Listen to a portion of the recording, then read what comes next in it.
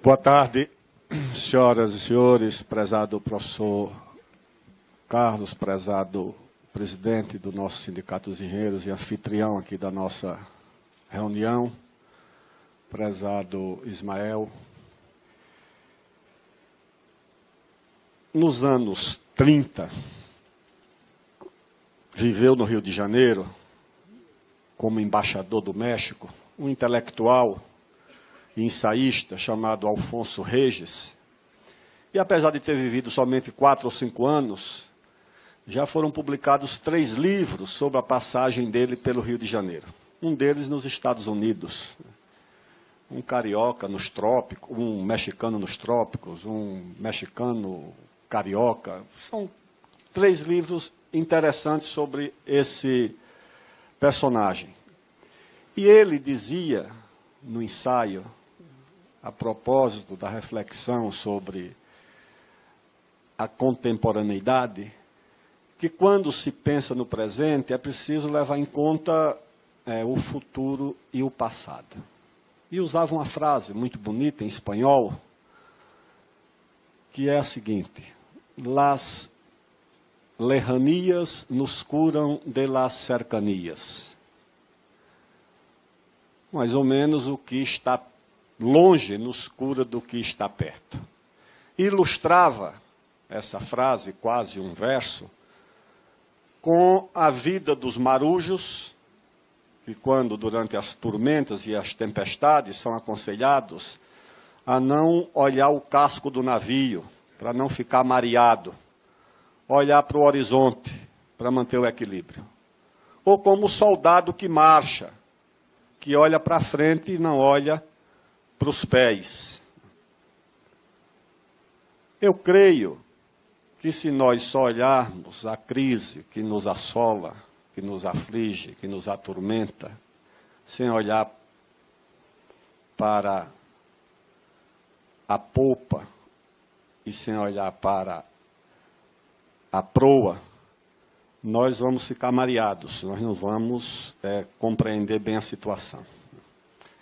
Por essa razão é que eu sempre ilustro as opiniões sobre a conjuntura, um pouco com as nossas perspectivas, que é que espera-se do futuro para o Brasil, e com o nosso passado, como nós enfrentamos os desafios e as situações difíceis que marcaram a nossa trajetória recente de construção nacional. Para o futuro, eu só queria dar um exemplo, que eu vi no jornal El País, há uns 2 meses, uma grande matéria de uma consultoria europeia sobre o que será o mundo daqui a 30 anos. E o jornal El País deu muito destaque, porque a Espanha cairá de uma 12ª, 11ª, 13ª posição na economia hoje para a 25ª daqui a 30 anos.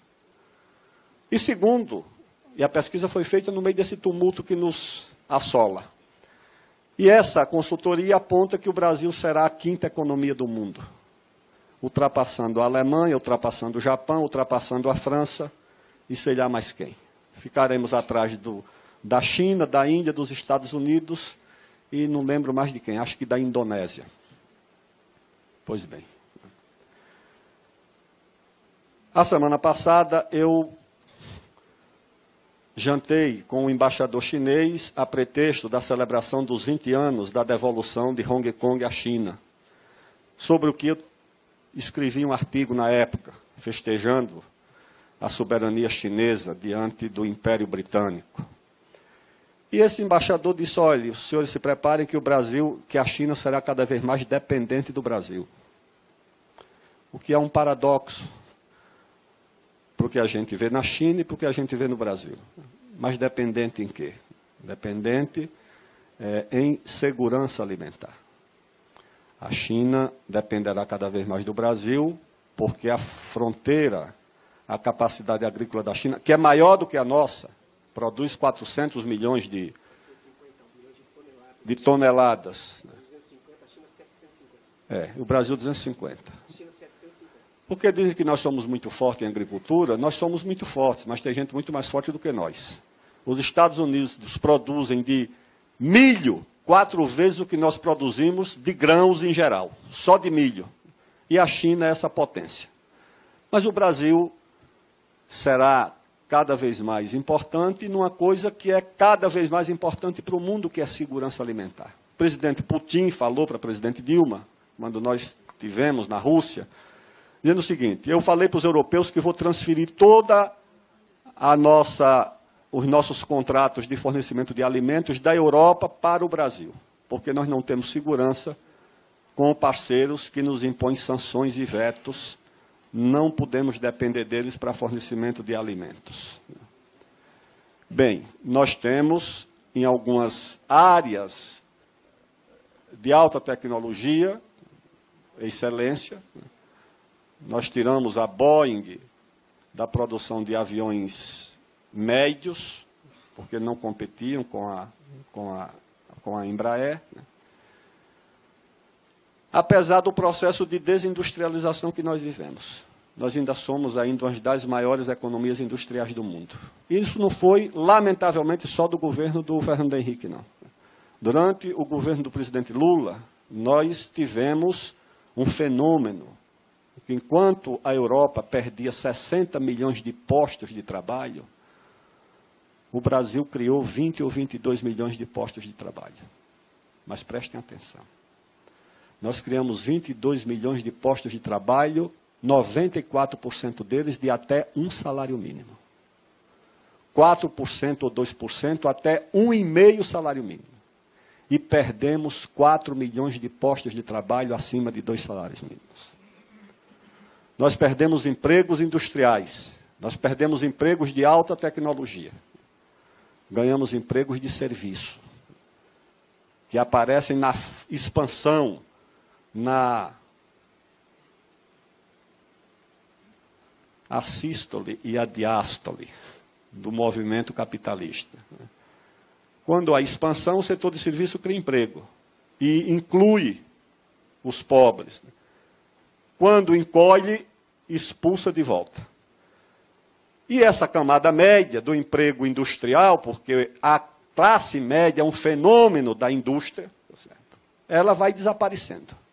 E acho que isso explica um pouco o mau humor que se espalhou pelo país nesse setor durante algum período. Não era só uma questão política. Tinha também uma insatisfação com essa situação econômica. Então, nós perdemos isso. A situação do país é de, como nós sabemos, não é apenas a situação institucional, os choques institucionais que nós vivemos, o afastamento de uma presidente da República eleita, agora a condenação de outro com uma sentença declaratória de que era preciso interditá-lo para a vida pública. Era esse o objetivo da sentença, interditar uma liderança para a vida pública. A questão penal era uma coisa subsidiária. Nós vivemos esse trauma, um ambiente de desconfiança, de desorientação, de anomia, de divisão. E como nós enfrentamos essa situação? A minha impressão é que se nós só enfrentamos essa situação se criarmos um amplo movimento de forças nacionais que desprezem os ressentimentos, os preconceitos, as posições preconcebidas e busque em torno de um determinado caminho um acordo e uma unidade, que eu chamo de quinto movimento. Se é o quinto movimento, quais seriam os movimentos anteriores? Eu acho que a construção do Brasil se deu em torno de 4 movimentos. O primeiro, que eu chamo de construção da base física, do território, que vai até 1750, com o Tratado de Madrid, quando nos dá mais ou menos o território que nós herdamos depois da independência em 22. Que foi uma coisa com muita luta. Nós lutamos para expulsar franceses do Rio de Janeiro, lutamos para expulsar franceses do Maranhão, lutamos para expulsar holandeses do Maranhão, da Bahia e de Pernambuco, lutamos para expulsar holandeses, franceses, espanhóis e ingleses da bacia do Amazonas. Aquelas 3 Guianas que remanescem lá no maciço, não estão lá por acaso. Aquilo era uma pretensão a um território muito mais vasto, que os portugueses, na época, conseguiram vencer e ficaram ali. A Inglaterra, até no começo do século passado, em 1907, ainda nos tomou 20 mil quilômetros quadrados de Roraima. E a França tentou, ali, nas margens do Oiapoque, tomar outro pedaço nosso. Então, a consolidação do território foi uma batalha importante. Manter a unidade desse território também foi uma coisa difícil. E obtivemos a unidade desse território. Por que é que nós não nos fracionamos em 6 repúblicas? Porque tivemos, paradoxalmente, na contramão do momento e da época, porque na época era tempo da república, o avançado era a república. E nós, 7 anos depois do Congresso de Viena, conservador, reacionário, nós fizemos uma monarquia no Brasil. E, paradoxalmente, essa monarquia salvou a nossa unidade. Porque nós não teríamos nunca... Olha, o pessoal terminou, quase 200 anos depois, tirando a capital do Rio de Janeiro e levando para Brasília. Imagina se São Paulo, Minas, o Nordeste, os pernambucanos, os baianos iam obedecer o Rio de Janeiro. Nunca. Cada um mais forte, mais autoridade, tinha o Bolívar e não conseguiu manter a unidade da América do Sul. Tá certo? Ainda ele vivo, cada um fundou a sua república. Nós teríamos pelo menos a República do Pará, a República de Pernambuco, a República da Bahia, a República de Minas, a República de São Paulo, a República do Rio de Janeiro e a República do Rio Grande do Sul. No mínimo nós teríamos isso. Porque depois ainda tentaram as rebeliões, os pernambucanos fizeram a Confederação do Equador em 1824, tinham bandeira, mandaram missão diplomática para os Estados Unidos, os nossos amigos aqui no Rio Grande do Sul também se rebelaram. Então, a unidade do território foi uma coisa importante.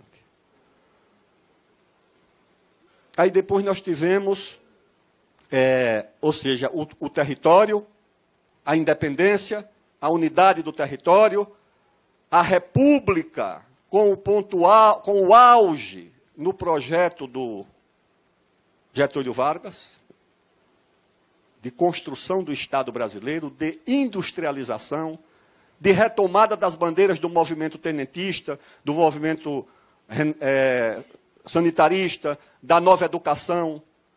Getúlio remontou o conceito de nação, de Estado, de industrialização, de inclusão social, com emprego industrial. E em torno do Getúlio nós vivemos até hoje. Uma turma contra, outra a favor, outra mais ou menos, e está aí. Então, em função disso, eu acho que se faz necessário o 5º movimento. Considerando a conjuntura do mundo, a 4ª Revolução Industrial, a tentativa de hegemonia unipolar de uma potência que tenta estabelecer o seu domínio, subjugando financeiramente com a sua moeda, subjugando cientificamente, tecnologicamente, culturalmente e militarmente o mundo.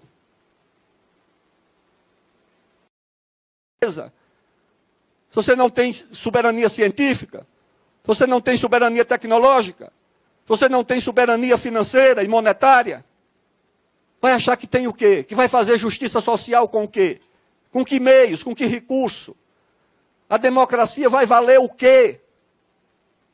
Num país onde campanhas organizadas de fora desestabilizam governos em qualquer lugar do mundo. Então a questão nacional passa a ser central.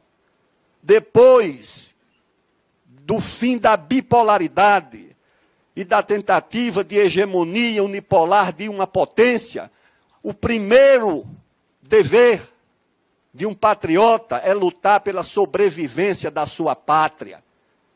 primeiro direito humano é ter direito a uma pátria independente, soberana, altiva.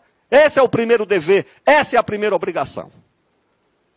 E nós precisamos fazer muito esforço para preservar o legado, com todas as deformidades, com todos os limites dos nossos antepassados.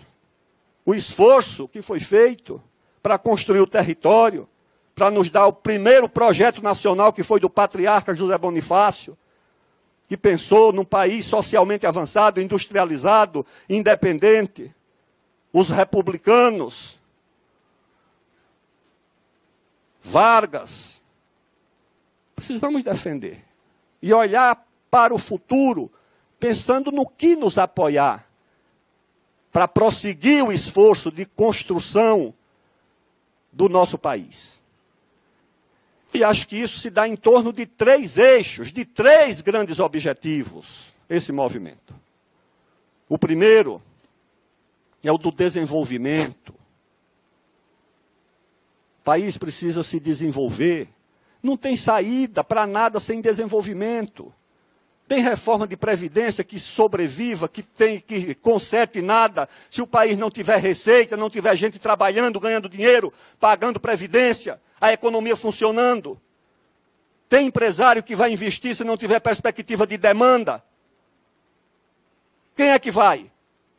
Você não monta um carro de pipoca se você não souber que tem comprador para sua pipoca. Quanto mais empresa investir, coisa nenhuma.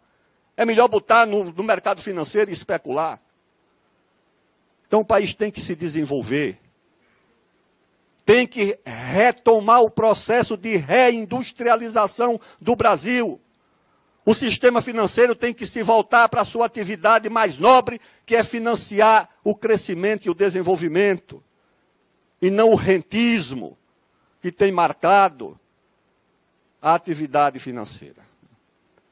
O Brasil tem que ter soberania científica. Deixa eu contar só um episódio. Eu fui ministro da Ciência e Tecnologia. Temos acordos com a China na fabricação de satélites. Um bom acordo.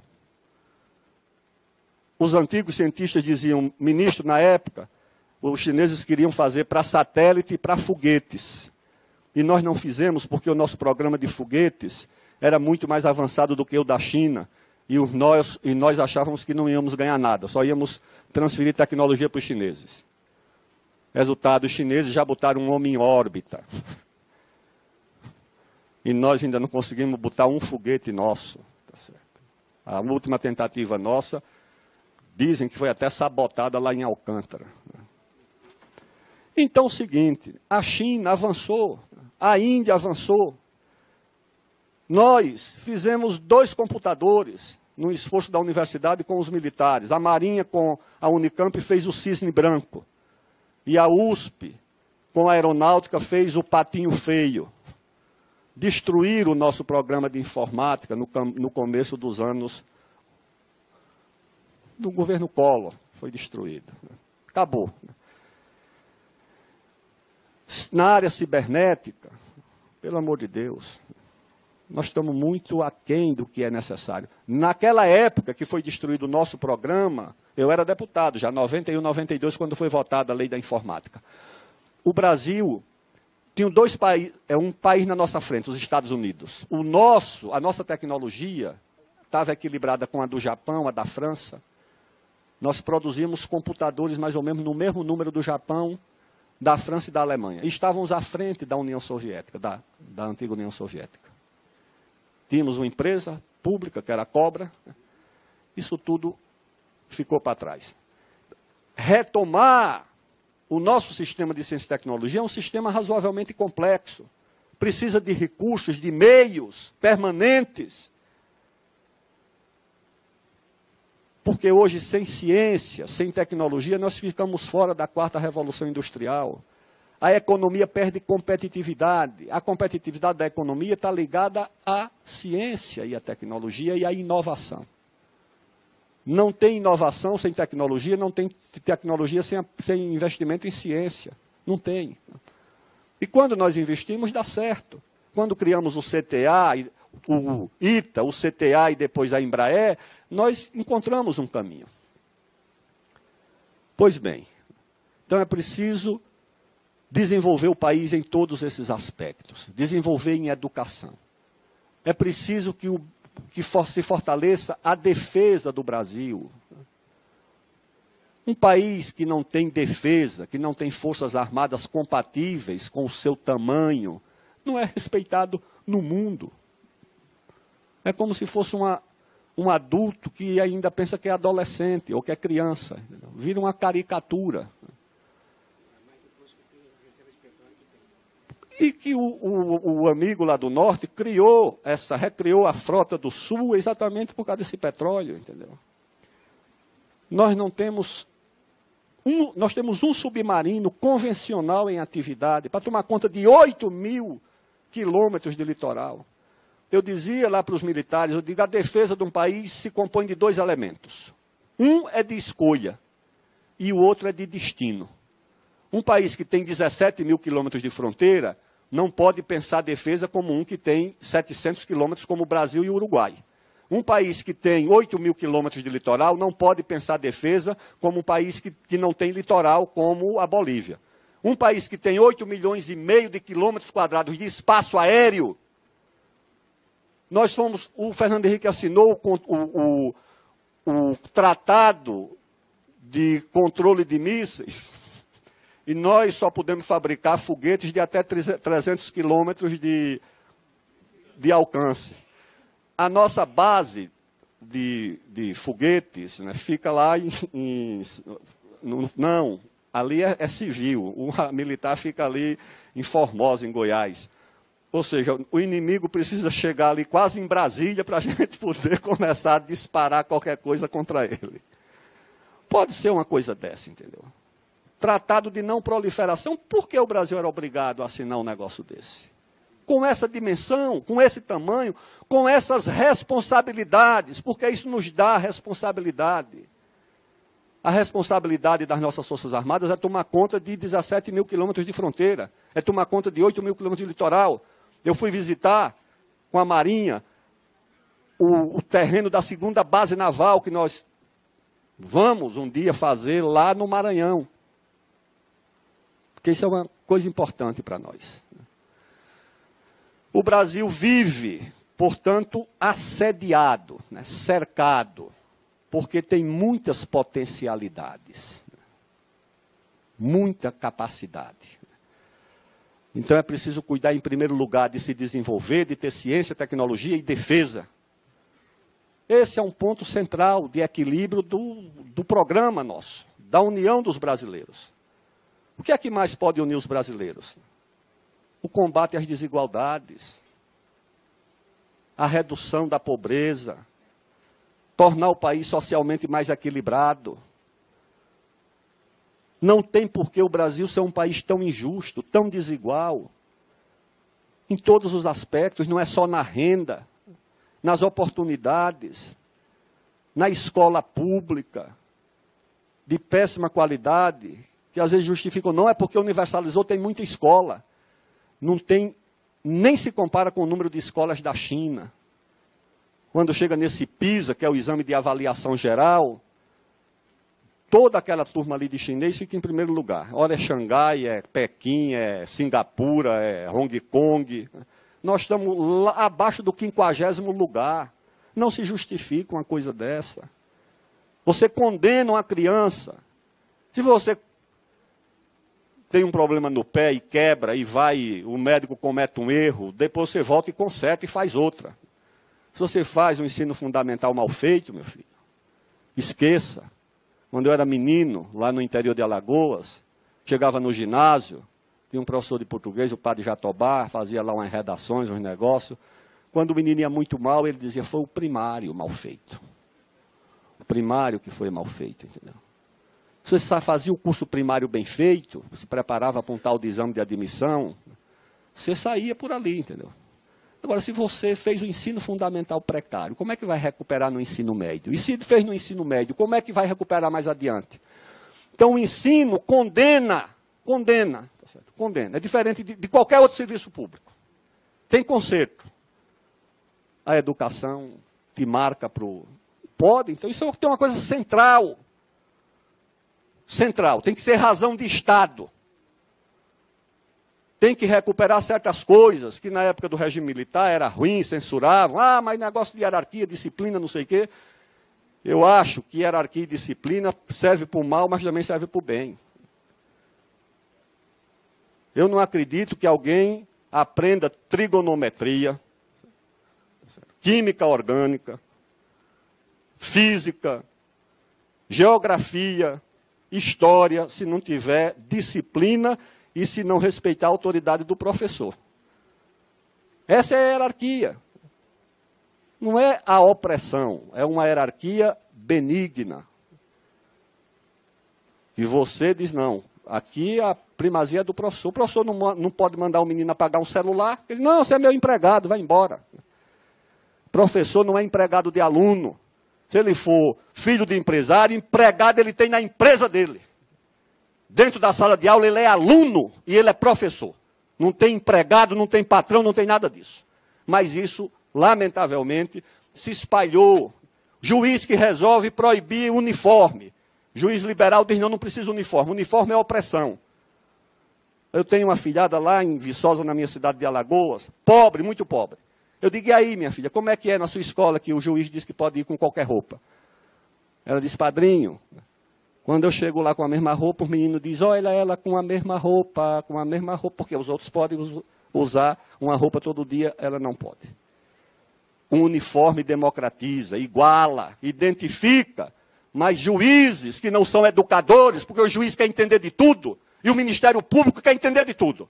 O Ministério Público quer ser engenheiro, médico, advogado, professor, quer ser tudo. Não pode ali, o engenheiro está dizendo pode. O promotor que terminou o curso de Direito antes de ontem, fez o cursinho do Damásio e passou no concurso, acha que entende mais do que o engenheiro, do que o médico, do que todo mundo. Não pode uma coisa dessa. É uma usurpação de atribuições. Bagunça, mas é o que nós temos. Pois bem, então o Brasil vive mergulhado nessa situação. A questão ambiental. Nós chegamos na Amazônia no mesmo ano. O senhor chegou em 79 para fazer pesquisa. Eu cheguei em 79 para reorganizar a UNE na Amazônia. Fui lá. Vendi tribuna operária com Chico Mendes lá em Rio Branco, no Acre. Pois bem, a Amazônia é centro de disputa política, ideológica. O meio ambiente, há muito tempo, que essa questão vem sendo palco de disputa. Eu chamo de neomalthusianos, o velho Malthus, um economista conservador, que se rebelou contra aquela lei dos pobres, que era uma espécie de Bolsa Família, durante a Revolução Industrial Inglesa, para amparar aqueles camponeses expulsos da terra não morrer de fome em Londres.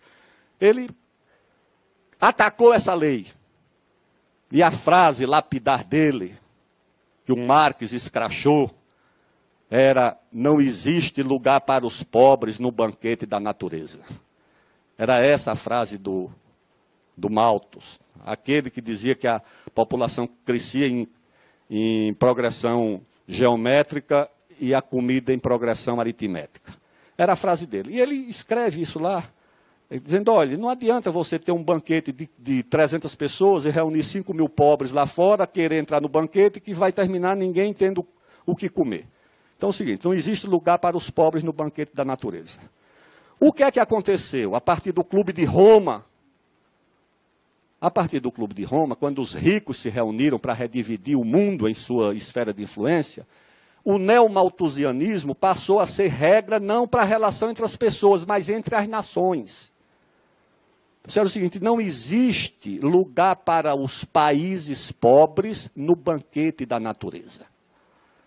Petróleo, minérios, terras, tudo isso é coisa nossa. Não queiram vocês se desenvolver que não tem energia para todo mundo. Vamos fazer uma divisão internacional do trabalho. Quem é rico fica rico e quem é pobre se conforma com a pobreza. Venda o seu petróleo, venda os seus minérios. É como o seguinte, quem subiu, chutou a escada. Tá certo? Quem subiu, chutou a escada. Então nós estamos aqui atrás de uma escada e eles lá em cima dizendo não. A Amazônia, eu ando muito na Amazônia. Desde a época que eu presidi a Comissão de Relações Exteriores e Defesa Nacional, ia para a Amazônia. Um dia, encontrei lá, eu fumava um paieiro, que deixei, infelizmente, e estava num hotel lá em Manaus, e disse, um cidadão disse, o senhor é o deputado fulano de tal, tudo bem, o senhor está por aqui? Eu digo, estou vendo aqui essa coisa aí da Amazônia, das questões indígenas. Ele disse, me diga uma coisa, por que é que vocês dão tanto dinheiro para essas ONGs aqui da Amazônia? Ele disse, deixa eu dizer um negócio ao senhor. Só tem 2 fronteiras minerais no mundo. Uma na África e uma no Brasil. Tem mais nenhum lugar. Todas as concessões foram feitas, todo mundo já está organizado para isso. A fronteira mineral da África é muito complicada. Você, para obter uma concessão, você tem que derrubar um governo, armar um exército, financiar um exército, manter o exército, e depois outra guerra civil derruba o seu governo e acaba com a sua concessão e você perdeu tudo. E vocês querem entrar nesse mercado sem esse custo. Não. Deixa esses minérios debaixo das terras indígenas e daqui a 50 anos a gente conversa. Aí, naturalmente, quando nós fomos examinar, de fato, os 110 milhões são mais de 110 milhões. É uma área correspondente ao Rio Grande do Sul, Santa Catarina, Paraná, São Paulo e Rio de Janeiro. Certas coisas, que eu tenho muitos amigos e fui acampar uns 2 ou 3 anos, lá com os Chavantes. Um amigo lá, um cacique. São 118 índios na aldeia dele. Com 170 mil hectares. Eu disse, ô amigo, cacique, tu vai percorrer essas terras todas quando? Porque já não há o interesse, o índio. Por que é que ele ainda vai caçar de arco e flecha? Se ele pode caçar com uma espingarda 20. Por que é que ele vai ter que fazer isso? Tem um debate no meio antropológico sobre se você deve incorporar o índio a esse processo dessa sociedade contemporânea ou não. Tem gente que acha que não, que deve deixar ele naquele estágio. Eu uma vez fui ali na terra dos Yanomamis com esse Vilas Boas, que hoje é comandante do Exército, era coronel, e o general Claudimar, que era o comandante lá da região. Nós fomos lá numa aldeia. Aí cheguei na aldeia, uma mocinha lá de uma ONG chamada Uriri, não era nem funcionária pública, disse, o senhor entra, é deputado, mas o coronel e o general não podem entrar. Eu digo, mas que coisa, meu Deus, não entraram. Aí tinha um menino Yanomami correndo assim atrás de uma bola, atrás da maloca, eu fui lá, chutei a bola com ele, brinquei. Aí eu falei para a moça, eu digo, pelo menos o futebol é um fator de unidade, né? Nós torcemos para a mesma seleção. Ele disse, não, senhor. Eles torcem para a seleção deles, o senhor torce para a sua seleção. Eu digo, olha, a conversa aqui está ficando muito difícil. Entrei lá, vi uma situação muito difícil, subnutrição, muita doença infecciosa, tuberculose, muita fuligem dentro da maloca, muita fuligem porque são foguinhos, praça, banana e macaxeira, as entradas são pequenas. Eu disse, menina, moça, me diga uma coisa, por que a gente não traz luz e água ali do pilotão de fronteira, que está ali aos 400, 500 metros? Eu acho que o pessoal concorda. Trazer luz e água para aqui. Não pode porque vai mudar a cultura, vai modificar não sei o que mais. Né? Eu digo, pessoal, vocês querem ajudar e apoiar essas pessoas, ou vocês querem um zoológico humano para fazer tese? Não pode, entendeu? Está errado. Aí veio um amigo meu, inglês, atrás de uma tribo que não sabe matemática. Os povos ágrafos, todos eles, não são só os nossos índios, os antepassados desse inglês, quando não conhecia aritmética, também não sabia contar. Ninguém sabe contar se não conhecer aritmética. Conta 1, 2 e muitos. Eu digo, você quer que os nossos índios não aprendam matemática para você fazer um estudo? Não pode, rapaz. Tem cabimento um negócio desse? Os seus antepassados também não sabiam. Aprenderam matemática, desenvolveram a física, a química, e fizeram a Revolução Industrial, porque enquanto você estava estudando matemática, física e química, os chineses estavam achando que ia resolver o problema com as teorias do Confúcio. Tá certo? Foi a matemática, a física e a química que deu a vocês a Revolução Industrial, que deram a hegemonia britânica no mundo. E o nosso índio não vai aprender matemática. Alguns querem que eles nem aprendam português. A Marinha, vai lá um navio que recolhe os índios para tratar, tem que mandar um helicóptero que cabe 5 pessoas, só pode ir 4 porque tem que ir um tradutor. Mas como você vai universalizar ensino? Ensino não só ensino. Saúde pública. São 70, pelo menos, não sei, professor, se tem mais, pelo menos 70 idiomas na Amazônia que se falam. 180. Você vai botar um médico para aprender 180 idiomas indígenas, para atender cada tribo diferente? Não pode, ele tem que aprender português. Um dia eu era da Uni, fui lá no Rio Grande do Sul. Entrei no hospital universitário, vi 2 meninos, 2 acadêmicos ali arrodeando em torno de uma mesa, uma pessoa deitada, e eu vi que os 2 meninos estavam aperreados. Fui lá e disse, o que é que está havendo? Ele disse, olha, esse cidadão está muito doente, é um colono aqui, alemão. Mas nós não conseguimos falar com ele, porque ele não fala português. O colono não falava português, os meninos não falavam alemão, e ali virou um impasse. Então eu creio que isso resulta o seguinte. É claro que se você for examinar rigorosamente, os índios foram abandonados. Dos 3 troncos civilizatórios que formaram o Brasil, ele foi o mais desprezado. Tá certo? Foi a vítima maior. Essa responsabilidade nós temos, que acolher e oferecer serviços em situação mais difícil do que para outra população, que está mais na área urbana. Precisa fazer isso. Agora, é preciso ter cuidado para não permitir a manipulação da causa indígena por interesse externo. Nos anos 20, a Liga das Nações discutiu o tema, o direito das minorias. O relator foi um brasileiro, chamado Afrânio de Melo Franco. O que é que o Afrânio de Melo Franco disse no relatório dele? Direito das minorias, tudo bem. Agora, não é isso que a Alemanha quer. O que a Alemanha quer é um pretexto para, em nome dos direitos das minorias alemães, invadir a Tchecoslováquia, invadir a Polônia, invadir não sei onde. Tentaram aqui em Santa Catarina criar esse conceito de teuto-brasileiros, que o Brasil nunca teve esse negócio dos americanos. Né? Nunca teve ítalo brasileiro, não sei o que brasileiro. Nós sempre fomos brasileiros, né? Todos. Aqui tentou criar.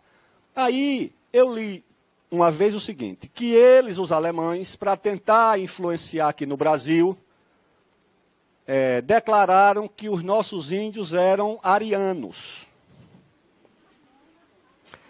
Eu achei isso uma coisa absurda, eu fiquei desconfiado, embora o escritor americano que fez esse livro, está lá no livro chamado, o livro é aquele Em Nome de Deus, é um livro que é quase uma biografia do Rockefeller, você deve conhecer, quem me deu foi o Victor. Eu digo, não vou, cheguei nos Estados Unidos, quando eu for, vou pedir para a nossa embaixada levantar os documentos citados. Estão lá os documentos. E aí foi ver que não era só o Brasil. Os alemães fizeram essa campanha também nos Estados Unidos, fizeram em todo canto onde eles podiam jogar as populações indígenas contra o Estado Nacional, eles jogaram. Então você pega as reivindicações, as injustiças e as demandas, e você manipula isso em favor de interesses externos, de jogar minorias contra maiorias.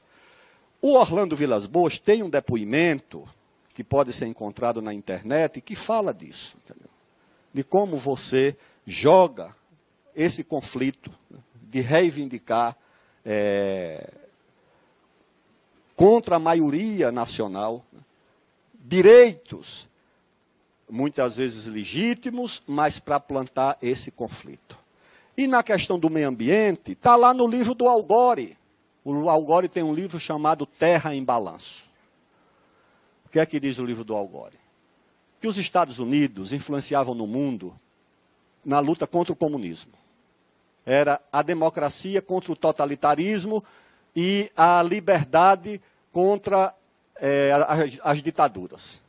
Então, em nome disso, derrubava governo, influenciava, financiava gente, ONG, autor, escritor, o diabo, saíam pelo mundo afora. Aí o Al Gore diz, acabou a União Soviética, agora faz o quê? Ele diz, a grande bandeira agora é o meio ambiente. Com essa bandeira nós podemos influenciar. Certa vez, o professor Francisco Carlos me advertiu que um escritor francês, Pascal Boniface, sociólogo, consultor da ONU, do Ministério da Defesa da França, escreveu um livro sobre quais seriam as guerras do futuro, as guerras do amanhã. Acho que nunca traduziram esse livro, né? Não. Mas eu peguei o livro lá em francês. E, com o francês do ginásio da Viçosa, eu fui atrás para ver se entendia o que estava escrito. O seguinte, a guerra do meio ambiente. Ele disse que no futuro as nações fortes do planeta vão entender que o Brasil não protege o meio ambiente e vão propor uma intervenção na Amazônia, porque o Brasil é omisso. Quando eu fui à França para discutir o nosso acordo de submarinos, eu pedi para a nossa embaixada convidar esse professor, porque ele escreveu um livro muito interessante sobre o futebol, não é? Muito interessante, sobre a mundialização do futebol, que diz que o Brasil devia se considerar uma superpotência. Porque hoje no mundo, um país só é um país se tiver um território, população, governo e uma seleção de futebol. Se não tiver, não é considerado um país. O Brasil não só tem a seleção, tem não sei quantos títulos. Aí eu perguntei para ele, professor, e essa história da guerra do meio ambiente? Ele disse, eu acho que a situação mudou um pouco. Como assim? Isso, Então mas é isso, o meio ambiente manipulado como instrumento de luta geopolítica no mundo. Como você constrange um país como o Brasil? Como é que constrange? O meio ambiente virou um fator de constrangimento. Claro que alguém aqui, professor, eu sei que discorda, mas eu conheço a Amazônia, li muito sobre a Amazônia, e um livro especialmente, chamado Geografia da Fome, do professor José de Castro, tem um capítulo lá sobre a Amazônia, muito interessante, do José de Castro. Eu acho que nós devemos, sim, ter as riquezas minerais da Amazônia para o nosso desenvolvimento. E acho que é possível combinar a exploração dessas riquezas minerais da Amazônia com a preservação ambiental. Eu acho que você pode usar as potencialidades energéticas da Amazônia. A energia hidráulica é a mais limpa, é a renovável. Por que é que a gente não pode usar? Respeitando tudo, entendeu? Respeitando tudo. Porque é muita área. O estado do Amazonas, o senhor sabe qual é a área do Amazonas? 1.500.000, mais um pouquinho. 1.600.000 quilômetros quadrados. 3 vezes a área da França. 3 vezes o território da França.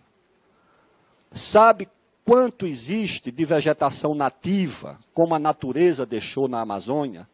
99% do território da Amazônia. 1% corresponde às cidades, à pecuária, à agricultura. Tudo isso é vegetação nativa preservada. Agora vem esse rei da Noruega humilhar o Brasil com a conversa de um país que tem, enquanto o Brasil preserva 70% da vegetação nativa, a Noruega preserva 0,3%. Caça-baleia, a primeira indústria é a do petróleo e a segunda é a de madeira, da Noruega. E vem nos dar lição. Tudo bem, nós fizemos muita coisa errada e fazemos. Agora eu não encontro no mundo quem possa nos dar lição disso, entendeu? Cheguei na Suécia, aí me apresentaram a ministra do Meio Ambiente. Eu digo, tudo bem, ministro, como vai a senhora? Me diga uma coisa, qual é a área dentro das propriedades rurais que a Suécia preserva? Reserva legal. Ela olhou para mim assim, olhou para o assessor, e disse, e na beira do rio, a mata ciliar, qual é a dimensão?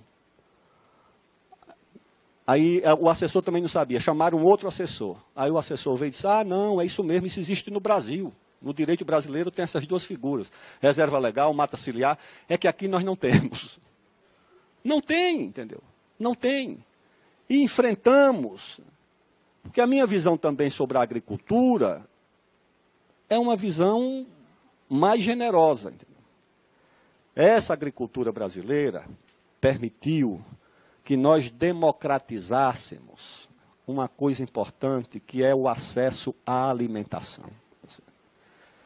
Eu vivi num tempo em que a proteína do pobre era o peixe salgado na feira. O pobre não comia carne não, meu irmão. Comia não. E carne vermelha, não. Frango, como dizia o saudoso, que foi vereador do Partido Comunista, que era humorista também, o Barão de Tararé, Aparício Torelli, dizia o seguinte, quando o pobre come uma galinha, um dos dois está doente. Na minha casa, comia galinha quando minha mãe tinha menino. Era galinha do parto, para ela recuperar as energias, para amamentar. Comer galinha, não. E carne vermelha, não. Isso é uma coisa recente. Fazer um churrasquinho na laje, como o operário pode fazer lá em Santo Amaro, assar uma carne na laje, comer frango, isso é um fenômeno da produção de milho, da produção de soja, entendeu? Que democratizou isso. Quando eu fui relator do Código Florestal, o pessoal dizia, mas como você é um cara de esquerda, vai ajudar esses caras que são conservadores? Eu dizia, olha, eu não vou resolver essa questão do Código Florestal olhando o que eles pensam. Eu tenho que olhar o que eles fazem. E se isso é de interesse público e de interesse social. E produzir alimentos para o Brasil é uma coisa importante. Enfrentando a competição dos produtores europeus e norte-americanos. Dura, subsidiada. O agricultor europeu é um funcionário público. A agricultura é uma atividade estatal. Não é atividade de mercado. Aquilo não é atividade privada. Nem o americano do mesmo jeito. Se você produzir ou não produzir, o tesouro francês, holandês, belga, encosta o dinheiro e japonês e garante lá. Você pode produzir arroz a $3.000, o governo japonês garante porque não quer depender da produção do arroz de ninguém. Então eles garantem. Subsidiam tudo. Cada vaca na Holanda recebe 1.000 euros de subsídio por ano. Claro, então ter uma vaca é um grande negócio, ninguém abate, ninguém vende, e daqui a pouco virou uma calamidade ecológica. Esterco, não sei o quê, não sei o quê. Aí o governo holandês, vê só que história. Passou a subsidiar quem se desfizesse da vaca. Se você apresentasse uma vaca, era R$1.000. Se você desse baixa na vaca, era $1.000, 1.000 euros. O que é que o criador holandês fez? Soube que em Portugal estavam dando dinheiro para quem tivesse a vaca. Então mandou a vaca da Holanda para Portugal e a mesma vaca estava sendo subsidiada. Na Holanda... E a Alemanha disse que resolveu cagar dos seus porcos, mandando para Santa Catarina. Pois é. Então, era assim, né? A mesma vaca já estava sendo duplamente subsidiada. Então, essa questão é uma guerra comercial difícil, que a gente deve separar as posições ideológicas dessas pessoas da atividade que eles exercem. Ou seja, produzir alimentos para o Brasil, a nossa balança comercial, 60% do superávit dela vem, sabe de onde? Do Mato Grosso. Só do Mato Grosso. Eu falava para os jornalistas de São Paulo, que não queriam que fizesse jogo da Copa em Mato Grosso, eu dizia, enquanto vocês estão aqui gastando dólar em Miami, em Paris, aqueles caras estão criando vaca e plantando milho para pagar essa conta de vocês. E vocês acham que eles não podem fazer um jogo da Copa do Mundo? O que é isso? Ah, não, é elefante branco. Eu digo, aqui em São Paulo está cheio. Vá atrás do do Pacaembu, dos outros estádios, mas não pode. Eu digo, não pode, porque vocês nem conhecem, nem sabem o que é o Mato Grosso, a Amazônia, nem sabiam que Cuiabá tinha sido fundada por 2 caras de Sorocaba. E que uma vez até aquilo era São Paulo. E o governador de São Paulo chegou a transferir a capital para Cuiabá para tomar conta do ouro que estava aparecendo por lá. Bem, mas eu já falei mais do que o homem da cobra. Vou encerrar dizendo o seguinte: eu vejo o Brasil com otimismo. E quando é que foi o negócio dos 500 anos? 2000 foi? A professora Marilena Chauí escreveu um livro sobre os 500 anos. A última frase do livro é: não valeu a pena.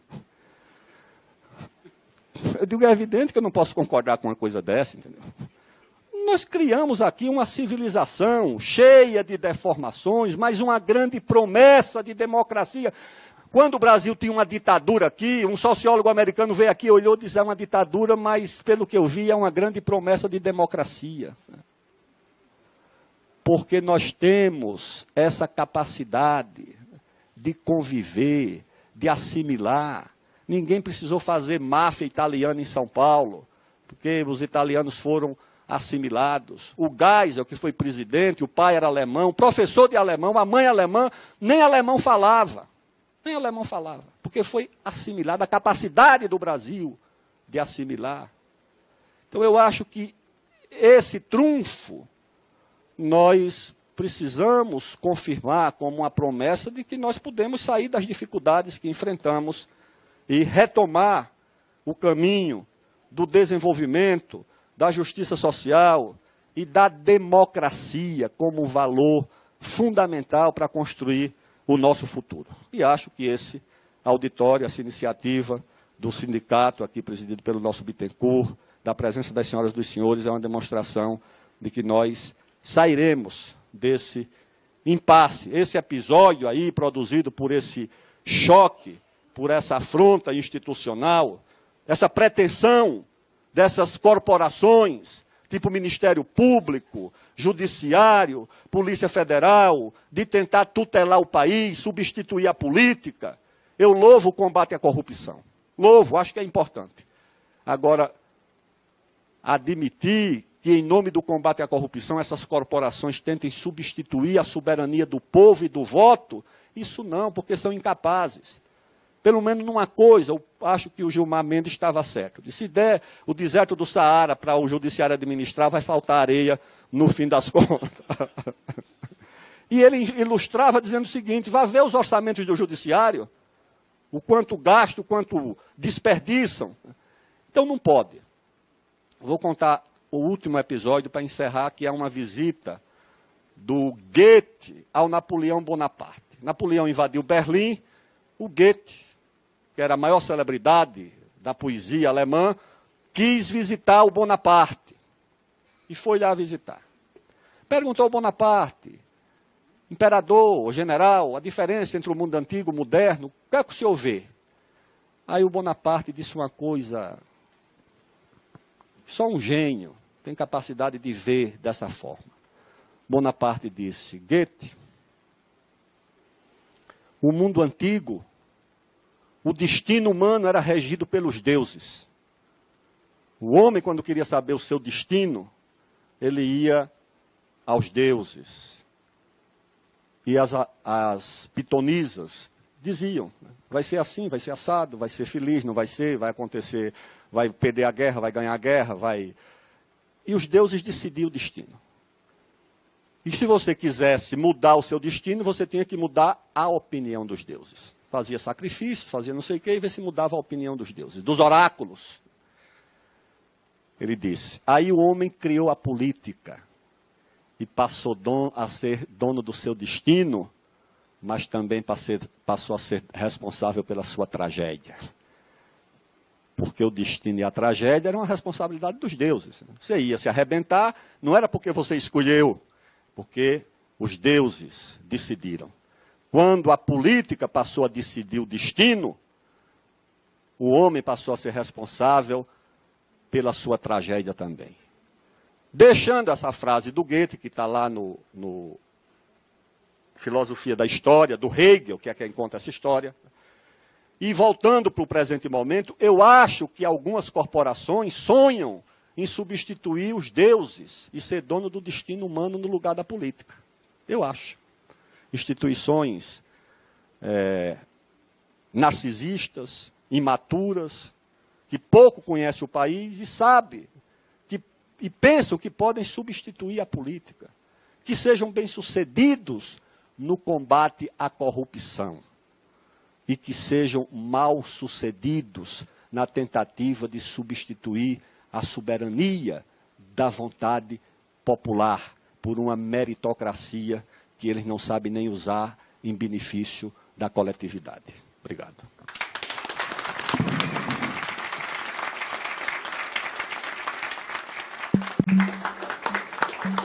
Parabéns. Obrigado. Bem, olha, é evidente que o princípio que move a ciência é o princípio da dúvida. Em todas as suas disciplinas, se nós não tivéssemos esse princípio, nós não teríamos dado nenhum passo. Portanto, aqui não é um púlpito de onde se declara ou se declama certezas absolutas. As pessoas mais sectárias, mais intolerantes que eu conheci na minha vida foram as detentoras de certezas absolutas. Essas certezas absolutas geralmente produzem violência, perseguição, discriminação. Você parte das ideias, discute as suas opiniões, que muitas vezes não são nem suas. Você, como disse o Isaac Newton, como é que você descobriu as suas leis da física? Ele disse, porque eu estava apoiado sobre os ombros de gigantes. Então é nisso que nós nos apoiamos, né? Na teoria do conhecimento, que é o conhecimento já existente e aquele que você adquire na prática. Portanto, é com base exatamente nessa experiência que eu vou buscando, né, encontrar caminhos que descortinem horizontes para o meu país, numa quadra muito difícil da humanidade. Se a gente examinar de forma mais atenta, o mundo caminha para conflitos sérios. Basta olhar o que acontece ali no Oriente Médio, a presença, no mesmo cenário do conflito da Síria, dos americanos e dos russos. Cada um com sua aviação, cada um com sua tropa. No Mar da China, os chineses acompanhando a evolução de um porta-aviões, de um barco americano, naquela passagem que é essencial para a economia chinesa, que se projeta para o mundo pelo mar. Agora eles estão buscando as ferrovias também. A Rússia, depois da queda do muro, depois do fim da União Soviética, depois da experiência do Yeltsin, voltou a se apegar ao conceito da mãe Rússia. Retomou aquela península que estava sob controle ucraniano, que é o acesso da Rússia ao mar de águas quentes, que é o Mar Negro, a Crimeia, Península da Crimeia. Então é esse o mundo que nós vivemos. Quando caiu o muro de Berlim, quando a União Soviética acabou, todos os países perceberam que a sua sobrevivência estaria relacionada com o fortalecimento do seu projeto nacional. Só o presidente Fernando Henrique é que foi ao Colégio do México e fez lá um célebre discurso. Eu respondi na época, inclusive com um artigo, dizendo que o mundo ia viver um novo renascimento. Que o mundo ia viver uma nova globalização de oportunidades para todos. Era a limitação da sociologia do presidente Fernando Henrique. Percebeu que o mundo não ia viver um novo renascimento, uma nova oportunidade, com dólar barato, acessível para financiar o nosso desenvolvimento, como ele pensou que ia ser com o Plano Real. Cometemos esse engano. Enquanto os países foram proteger as suas economias, nós fizemos a lei de patentes, liberando tudo para liquidar a nossa indústria de química fina e a nossa indústria farmacêutica. Dotamos a lei de patentes, recebendo lições de quem nunca respeitou a lei de patentes na vida. E a Lei Candir. A Lei Candir. Aí fizemos um programa de desregulamentação, de privatização e de abertura. Abrimos o nosso país. Assinamos todos os tratados de não proliferação. Fizemos isso. O governo do presidente Lula foi um governo que estancou, em certa medida, essa política, mas não fez uma contraposição a isso.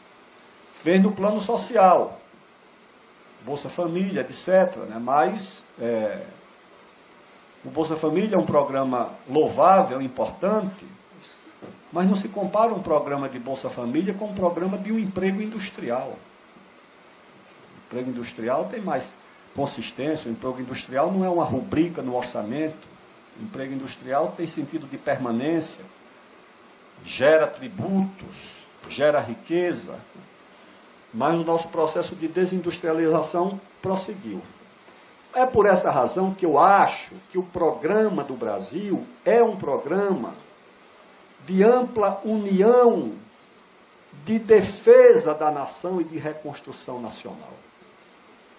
Ah, tudo bem, mas o regime é capitalista, o desenvolvimento será capitalista? Nós temos a opção.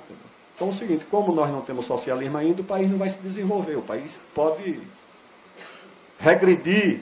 Está errado isso. Aliás, o Marx previa que o socialismo se daria quanto mais, de maneira mais eficaz, quanto maior fosse o desenvolvimento capitalista. Então eu sou a favor do desenvolvimento. A questão, mas o que é uma coisa que pega muito, a questão do campo. A reforma agrária é incompatível com a grande propriedade produtiva? Eu não vejo. A grande propriedade capitalista produtiva. Para quem defende o socialismo, a solução não é pegar uma grande propriedade e transformá-la em N pequenas propriedades. É transformá-la numa propriedade socialista. Tá certo? Essa seria a alternativa. Então, o seguinte, porque ninguém questiona o seguinte, não, a Volkswagen, por que ao invés da Volkswagen produzindo não sei quantos milhões de automóveis, não 60 ou 200 ou 500 Volkswagen produzindo a cada um pouquinho de automóvel? Quer aplicar esse modelo e essa receita no campo. A monocultura, nós não temos monocultura no Brasil.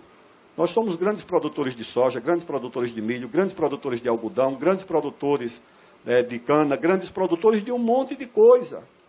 E essa opção, muitas vezes, você planta e você produz aquilo que você pode. O Fidel Castro, quando tomou o poder em Cuba, ele desapropriou as usinas, só não deixou de produzir açúcar e nem cana. Continuou a monocultura da cana. Por que aqui, então, que não deixou de produzir cana para produzir feijão, arroz, milho? Porque a terra de Cuba não dava isso, só produzia cana mesmo. Então ficou lá a cana e o açúcar financiando o desenvolvimento socialista de Cuba durante todo esse período. Os americanos produzem muito mais soja do que nós. A Argentina agora é uma grande exportadora também. Agora houve aqui uma coisa de, parece que produzir soja é um crime. Eu digo, ainda bem que nós temos soja para produzir, para exportar, minha gente. O que é que nós ganharíamos se parasse de produzir soja? Ia favorecer quem? Ia produzir o que no lugar? Para vender para onde também? Porque essa soja é para abastecer o mercado interno, essa soja vira alimento de gado, de frango, de não sei o quê, sustenta uma próspera. Nós temos 40% do mercado mundial de frango. Por quê? Porque nós temos soja, tira a soja que acaba isso. Nós temos milho, a ração é isso, é milho e soja. Essa cadeia produtiva é assim, entendeu? E vai se integrando também, vai agregando valor. Aqui, essas cooperativas do Paraná, que exportavam o frango in natura, hoje exporta o frango já e já cozido, já pronto para o consumo. Isso tem avançado também. E acho que isso é uma coisa importante para o Brasil. O Código Florestal, eu não preciso repetir que foi uma coisa muito polêmica. Eu enfrentei muita polêmica para fazer o relatório do Código. Fiz mais de 200 audiências públicas no Brasil inteiro. Mais de 200 audiências públicas. Para ouvir todo mundo. Para fazer uma coisa mais equilibrada. Quando chega agora, na Conferência do Clima, o Código Florestal foi apresentado como um trunfo do Brasil. O grande trunfo do Brasil na Conferência do Clima foi o Código Florestal, que garante que as áreas sejam reflorestadas, que sejam recompostas, que a mata ciliar seja feita, agora de maneira razoável. Não é você chegar na beira do Rio Uruguai e dizer que tem 600 metros de mata ciliar e expulsar todo mundo que plantava arroz ali há 200 anos. Aí não podia. Chegar lá no Rio Purus, no Chico Corrente, por que é que o sujeito não derruba para plantar? Porque ele planta na várzea dos rios da Amazônia. Aí o Chico Corrente diz, ó, eu planto aqui, tinha 9 metros de água. Eu digo, mas como? Ele diz, não, isso seca. É como o Nilo. Quando seca, você planta, quando enche, você já está fora, já colheu. Então, essa situação que nós temos, mas isso tudo tem que ir aperfeiçoando, tem que ir discutindo a questão da Amazônia, dos índios. Eu não sou a favor de adotar o modelo boliviano, não. Não sou a favor de transformar o Brasil num estado plurinacional. O Brasil é um estado de uma nação única, com vários povos, indígenas, não indígenas, plurinacional. Aqui não. Aqui não. Isso tentou se fazer lá atrás, na época, quando os colonizadores franceses e espanhóis tentaram andar por aqui, para dividir isso aqui em não sei quantas nações. Ali nós escrevemos essa sentença em Guararapes. Em Guararapes, quando o Poti, o Henrique Dias e o André Vidal de Negreiros expulsaram os holandeses, escreveram com letra de fogo, o Brasil é um só, não será plurinacional. Não será plurinacional. Os índios são brasileiros, não são nações independentes. Os índios são brasileiros, como todos nós, cujos direitos têm que ser reconhecidos, têm que ser protegidos, mas não são nações. São povos, são populações. Isso. Agora, por causa dessa situação na Amazônia, a gente escreveu, será que na Amazônia não deve se separar do Brasil? Eu digo, vá se separar para você ver o que é que acontece. Vai ser um país grande, frágil e prisioneiro da geopolítica das potências. Tá certo? Vai para lugar nenhum. Vai ser grande e vai ser fraco. Disse para eles, eu digo, acabem com essa conversa. A Amazônia tem que conquistar o seu desenvolvimento, os seus direitos, dentro do Brasil e com a ajuda dos brasileiros patriotas, democratas e defensores dos direitos do povo. É isso que nós temos que fazer. Não é achar que vai separar, que vai se encantar não sei com quem, que isso vai resolver o problema. Eu acho que essa questão da Amazônia, para nós, né, é uma coisa... se o teórico lá, o geopolítico, o estrategista francês, acha que vai ter uma guerra na Amazônia por causa do meio ambiente, tirou isso da onde? É claro que tirou isso de cabeças, né, que olham para aquilo e dizem, espera aí, será que isso não é muito para o Brasil? E sai manipulando com essas coisas. Eu acho que a gente precisa ter muita sensibilidade e muito cuidado com esse tema. É assim o que eu penso da minha experiência de mais de 30 anos andando por aquela região.